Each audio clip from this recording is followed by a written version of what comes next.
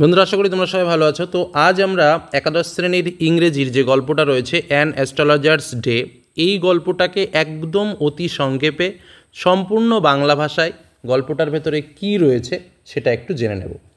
তো প্রথমেই যেটা আমাদের জানার দরকার যে এই গল্পটা কোথা থেকে নেওয়া হয়েছে। তো এই গল্পটা নেওয়া হয়েছে কোথা থেকে? অ্যান অ্যাস্ট্রোলজার্স ডে KR নারায়ণের লেখা একটি রোমাঞ্চকর ছোট গল্প। এই গল্পটি প্রথম প্রকাশিত হয় একই নামে, অর্থাৎ অ্যান অ্যাস্ট্রোলজার্স ডে নামেই কিন্তু প্রকাশিত হয়। তারপরে তোমাদের যেটা অবশ্যই মনে রাখতে হবে যে অ্যান অ্যাস্ট্রোলজার্স ডে নামক এই ছোট গল্প সংকলনে 1947 সালেই কিন্তু এটি প্রকাশিত হয় এবং এটি RK নারায়ণের লেখা বিখ্যাত ছোট গল্প সংকলন মালগুডি ডেইস এর প্রথম গল্প। অর্থাৎ কোথা থেকে নেওয়া হয়েছে? মালগুডি ডেইস থেকেই কিন্তু এই মূল গল্পটা। এবার গল্পটাকে ছোট্ট করে একটু সারাংশের মধ্যে তোমাদের সামনে তুলে ধরি।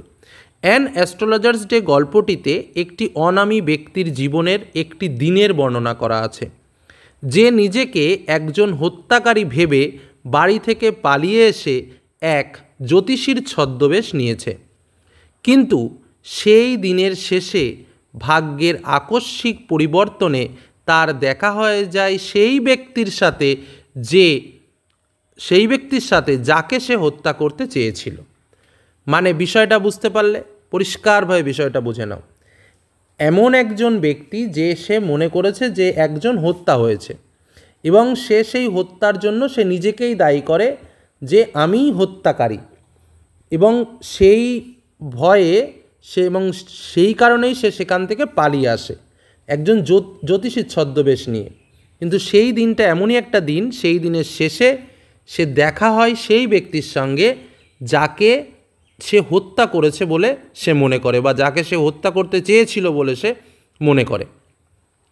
ঠিক আছে, গল্পটি পটভূমি দক্ষিণ ভারতের একটি কাল্পনিক শহর মালগুডি। ঠিক আছে, এই জায়গাকে কেন্দ্র করেই কিন্তু এই গল্পটার ভাবনা চিন্তা শুরু। কি আছে এই মূল গল্পে? গল্পটি শুরু হয় একটা জ্যোতিষীর চেহারার বিস্তরিত বিবরণের মধ্য দিয়ে। তার বাহ্যিক চেহারা ভীষণই আকর্ষণীয়, পবিত্র ছাই ও সিঁদুর মাখা কপাল, ঘন কালো গোঁফ, চোখ উজ্জ্বল দুটি চোখ এবং মাথায় গেরুয়া রঙের পাগড়ি। তার সামগ্রিক পরিধান দেখে তাকে একজন প্রকৃত জ্যোতিষী বলেই মনে হয়, যদিও তিনি জ্যোতিষশাস্ত্রের তেমন কিছুই জানেন না। তার কাজের জন্য তিনি নির্ভর করেন নিজের বুদ্ধিমত্তা, পর্যবেক্ষণ শক্তি এবং মানুষের আচরণ সম্পর্কে তার সম্যক ধারণার ওপর।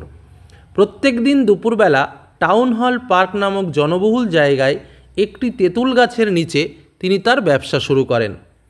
বিভিন্ন বিক্রেতাদের দ্বারা আকর্ষিত হয়ে বহু পথচারী এই সরু রাস্তায় ভিড় জমায়। এই স্থানে পৌরসভার আলোর কোনো বন্দোবস্ত নেই, ফলে দোকানগুলির আলোতেই রাত্রে স্থানটি আলোকিত হয় এবং একটি বিভ্রান্তিকর মৃদু আলো ছায়ার পরিবেশ তৈরি করে। জ্যোতিষীটির নিজস্ব কোনো আলো নেই, তাই তিনি প্রতিবেশী দোকানগুলোর আলোর ওপরেই নির্ভরশীল।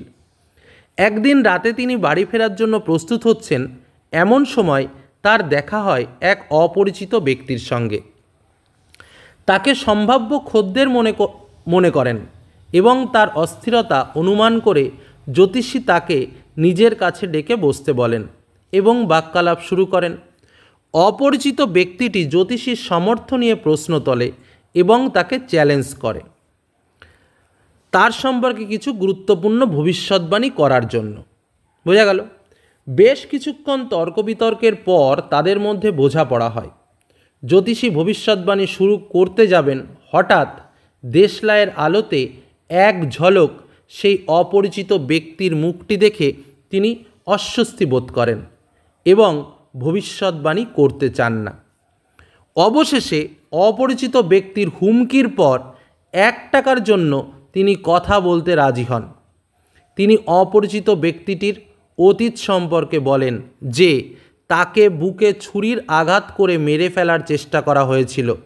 একথা শুনে উত্তেজিত হয়ে ব্যক্তিটি তার অপরাধী সম্পর্কে জানতে চায়।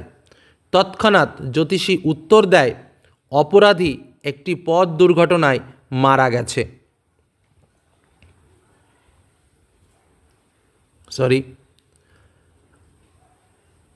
পথ দুর্ঘটনায় মারা গেছে।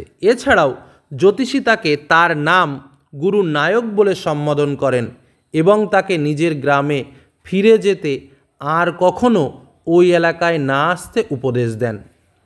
জ্যোতিষীর কথা বিশ্বাস করে এবং তাতে সন্তুষ্ট হয়ে গুরু নায়ক তাকে এক মুঠো পয়সা দিয়ে সেই স্থান ত্যাগ করে। যখন জ্যোতিষী বাড়ি ফিরে আসেন তার অপেক্ষারত স্ত্রী সেই দিনের উপার্জন দেখে উচ্ছ্বসিত হয়ে পড়ে, কিন্তু স্বামীকে দুশ্চিন্তাগ্রস্ত দেখে সে কারণ জিজ্ঞাসা করে। সেই রাতে জ্যোতিষীর স্ত্রীর কাছে সত্য ঘটনা প্রকাশ করেন যে কোন কারণের জন্য তাকে গ্রাম ছেড়ে পালাতে হয়েছিল।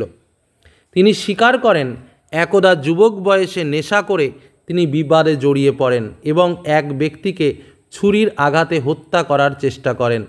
তাই তিনি নিজেকে এতদিন খুনি ভাবতেন, কিন্তু আজ তার মন থেকে সে বোঝা দূর হয়েছে, কারণ তিনি জানতে পেরেছেন সেই ব্যক্তি জীবিত আছে।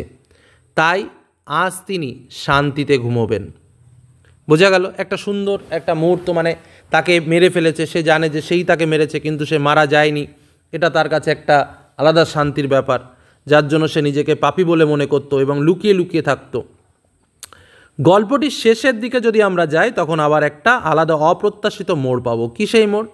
গল্পটির শেষে এক অপ্রত্যাশিত মোড় আসে, যেখানে পাঠক জানতে পারে জ্যোতিষীই সেই ব্যক্তি যাকে গুরু নায়ক এতদিন খুঁজে বেরিয়েছে, কিন্তু তার সাথে দেখা হওয়ার পরেও তাকে চিনতে পারেননি। অপরদিকে জ্যোতিষী যিনি এতদিন নিজেকে খুনের অপরাধী ভেবে এসেছেন, আদৌ তিনি সেই অপরাধী করেননি। বোঝা গেল? এই হলো এই ছোট গল্পটা। তাহলে এই ছোট গল্পটার মধ্যে আমরা কিন্তু অনেক অনেক প্রশ্ন জানতে পারলাম, অনেক অনেক বিষয় পরিষ্কার বুঝতেও পারলাম। এইটুকু তথ্য অন্তত মাথায় রাখো, কিছু পরিমাণ প্রশ্নের উত্তর কিন্তু খুব ভালোভাবেই তোমরা এখান থেকে পেয়ে যাবে। এবার গল্পটাকে তোমরা একটু ডিটেলস পড়ার চেষ্টা করো,